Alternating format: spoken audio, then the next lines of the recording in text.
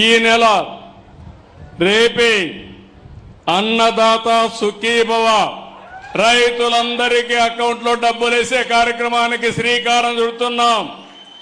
నేను ఒకటే మాట చెప్పాను, మేము 14,000 రూపాయలు ఇస్తాం, కేంద్రం 6,000 రూపాయలు ఇస్తుంది. రెండు కలిపి ఒక్కొక్క రైతుకి 20,000 రూపాయలు మీ అకౌంట్లో వేసే బాధ్యత నాదని చెప్పాను. ఇంత మునుపు గవర్నమెంట్ 12,500 ఇస్తామని 7,500 ఇచ్చారు. 7,500 నుంచి ఒకేసారి 14,000కు పెంచిన ఘనత ఈ ప్రభుత్వానిదని చెప్పి నేను మీకు తెలియజేస్తున్నా. ఏది రైతు ప్రభుత్వం, ఏది రైతు వ్యతిరేక ప్రభుత్వం మీరే ఆలోచించాల్సిన అవసరం ఉంది. నేను మైక్రో ఇరిగేషన్ ఇచ్చాను, డ్రిప్ ఇరిగేషన్ పెట్టి 90% రాయలసీమలో సబ్సిడీ ఇచ్చాం.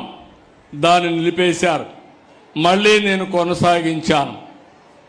అదే మరిగా వ్యవసాయ రంగంలో ఆధునీకరణకు శ్రీకారం చుట్టాం. ఇంకో పక్క డ్రోన్ సిటీ పెట్టి డ్రోన్లన్నీ కూడా మీకు అందుబాటులో పెట్టి ఎక్కడైనా తెగులు వస్తే నేరుగా మందు కొట్టేది కూడా డ్రోన్ ద్వారా కొట్టే ఏర్పాట్లు చేపిస్తున్నానని చెప్పి కూడా నేను మీకు తెలియజేస్తున్నా. అదే మరి మా ఆడబిడ్డలందరికీ శుభవార్త, ఈ నెల 15 నుంచి నేను చెప్పిన మాట ఫ్రీ బస్, శ్రీ శక్తి, ఈ సౌకర్యం కూడా మీ అందరికీ ఏర్పాటు చేస్తా.